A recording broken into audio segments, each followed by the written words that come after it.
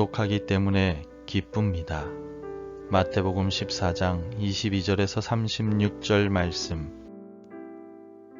예수께서 즉시 제자들을 재촉하사 자기가 무리를 보내는 동안에 배를 타고 앞서 건너편으로 가게 하시고 무리를 보내신 후에 기도하러 따로 산에 올라가시니라. 저물매 거기 혼자 계시더니 배가 이미 육지에서 수울이나 떠나서 바람이 거스름으로 물결로 말미암아 고난을 당하더라. 밤 사경에 예수께서 바다 위로 걸어서 제자들에게 오시니 제자들이 그가 바다 위로 걸어오심을 보고 놀라 유령이라 하며 무서워하여 소리 지르거늘 예수께서 즉시 이르시되 안심하라 나니 두려워하지 말라. 베드로가 대답하여 이르되 주여 만일 주님이시거든 나를 명하사 물 위로 오라 하소서 하니 오라 하시니 베드로가 배에서 내려 물 위로 걸어서 예수께로 가되 바람을 보고 무서워 빠져가는지라 소리질러 이르되 주여 나를 구원하소서 하니 예수께서 즉시 손을 내밀어 그를 붙잡으시며 이르시되 믿음이 작은 자여 왜 의심하였느냐 하시고 배에 함께 오름에 바람이 그치는지라. 배에 있는 사람들이 예수께 절하며 이르되 진실로 하나님의 아들이로소이다 하더라. 그들이 건너가 게네사렛 땅에 이르니 그곳 사람들이 예수이신 줄을 알고 그 근방에 두루 통지하여 모든 병든 자를 예수께 데리고 와서 다만 예수의 옷자락에라도 손을 대게 하시기를 간구하니 손을 대는 자는 다 나음을 얻으니라. 점차 고령화 사회가 되면서 우리나라도 홀로 살아가는 독거 노인 인구가 많아지고 있습니다. 또 젊은 세대도 혼자 살아가는 혼밥 인구, 1인 가구가 많아지고 있습니다. 혼자 사는 것이 무조건 나쁘다고 말할 수 있는 것은 아니지만 혼자 살아감으로써 느끼는 외로움이나 어려움들도 있습니다. 특히 몸이 아플 때 혼자 산다는 것은 정말 고독감을 느낄 수밖에 없습니다.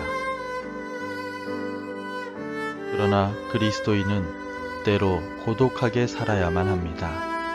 세상 속에서 사람들과 어울려 살아가야 하지만 때로는 사람들과 떨어져서 고독한 시간을 보내야만 합니다.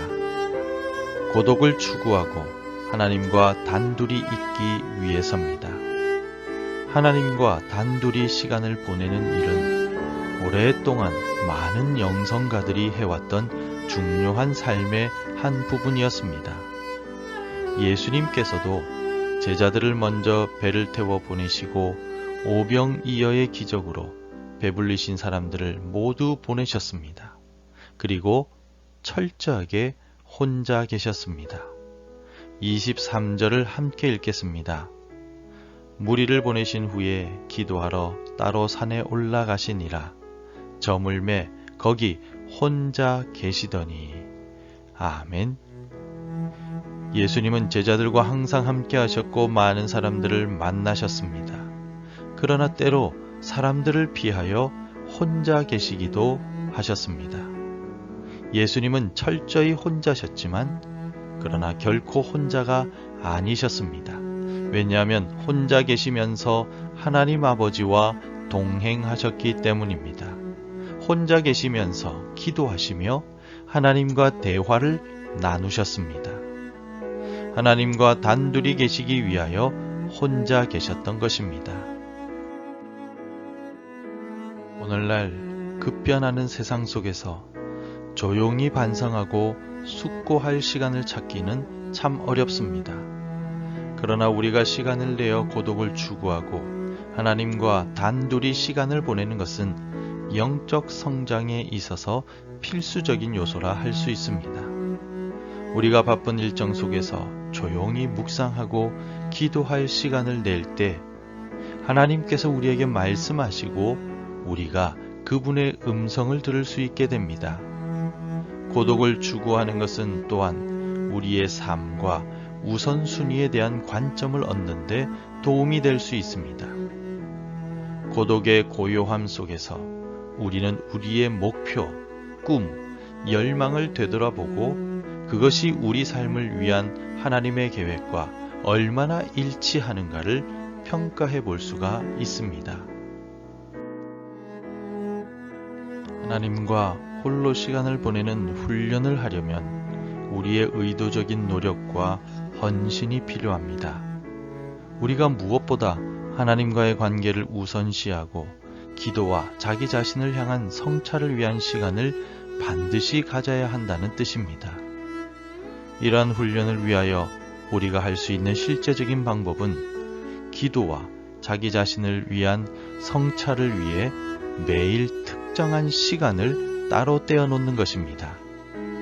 이른 새벽이나 아침, 점심시간 또는 저녁에 잠자리에 들기 전에 시간을 정해놓고 혼자 조용히 기도하며 하나님과 시간을 가질 수 있습니다. 또 하나님과 단둘이 시간을 보내는 습관을 기르기 위하여 매일 몇 분 동안만이라도 철저하게 혼자가 될 수 있는 조용한 장소를 찾아야 합니다. 집이나 가장 좋아하는 장소 혹은 한적한 공원을 걸으면서 오직 하나님과 단둘이 시간을 보낼 수 있습니다. 하나님과 단둘이 시간을 보낼 때 우리는 영적으로 성장하며 하나님을 더 깊이 깨닫고 경험할 수 있게 됩니다. 기도하며 나 자신에 대해 곰곰이 생각할 때 우리는 하나님과의 관계가 깊어지고 그분의 성품과 우리에 대한 사랑을 더 잘 이해하게 됩니다. 이러한 시간들을 통하여 우리의 생각과 태도와 행동은 더욱더 예수 그리스도를 닮아가게 됩니다. 하나님과 홀로 시간을 보내는 것은 또한 우리가 믿음과 인내로 인생의 고난과 영적 전쟁을 이겨낼 수 있도록 준비하는 시간이기도 합니다. 시간을 내어 고독을 추구하고 하나님의 음성에 귀를 기울일 때 우리는 우리 삶에 대한 하나님의 뜻을 더 잘 분별하고 하나님을 영화롭게 하는 결정들을 내릴 수 있게 됩니다. 예수님께서는 이 땅에서의 사역을 시작하시기 위하여 요단강에서 요한에게 세례를 받으시고 40일간 광야에서 금식하시며 기도하셨습니다. 또 사도 바울 역시 다메섹으로 가는 길에서 예수님을 만나고 아나니아의 안수로 눈을 뜬 이후에 아라비아 광야에서 3년 동안 있었다라고 갈라디아서 1장 17절에서 고백하고 있습니다. 광야는 아무것도 없는 곳이며 아무도 살지 않는 곳입니다. 광야는 철저히 고독한 곳이지만 하나님과 단둘이 시간을 보낼 수 있는 장소이기도 합니다. 예수님과 사도 바울이 사역을 시작할 때 광야에 머물렀던 이유는 고독 가운데 하나님과 함께하기 위함이었습니다. 성도 여러분, 세상에서 함께할 사람이 없어 고독한 일은 정말 슬픈 일입니다. 그러나 우리 그리스도인들은 의도적으로 사람과 잠시 떨어져 고독해야 할 필요가 있습니다. 우리가 철저하게 혼자 있으며 고독할 때 하나님의 음성을 들을 수가 있습니다. 하나님과 단둘이 시간을 보내며 나 자신의 상황을 돌아보고 앞으로 나아갈 힘을 얻을 수가 있습니다. 우리의 바쁜 일정 속에서 조용히 묵상하고 기도할 수 있는 공간과 시간을 마련함으로써 하나님께서 우리에게 말씀하시고 우리가 그분의 음성을 들을 수 있는 고독한 시간을 가집시다. 오직 하나님과만 함께하는 바로 그 시간에 우리의 심령에 무한한 기쁨이 넘쳐나게 될 것입니다. 기도하겠습니다. 철저하게 혼자 계시며 아버지 하나님께 기도하셨던 예수님의 모습을 오늘 본문을 통해 보았습니다. 우리도 이 새벽에 예수님처럼 하나님과 단둘이 시간을 가지며 하나님께 기도합니다. 하나님과 함께하는 시간 속에서 하나님을 깊이 알아가게 하시고 예수님의 성품을 닮아가게 하시며 오늘을 살아갈 수 있는 믿음과 힘을 우리에게 주옵소서. 우리 주 예수 그리스도의 이름으로 기도드립니다. 아멘. 계속해서 함께 기도해 주시기 바랍니다. 하나님의 음성을 듣고 동행하며 살아가게 하옵소서. 우리나라의 정치, 경제, 사회, 문화를 회복시켜 주옵소서. 우리 자녀들이 하나님과 동행하며 믿음의 사람을 만나게 하옵소서. 복음 전해야 할 한 사람이 생각나게 하소서. 오늘도 말씀대로 살아가며 열매 맺는 하루가 되시기를 축복합니다.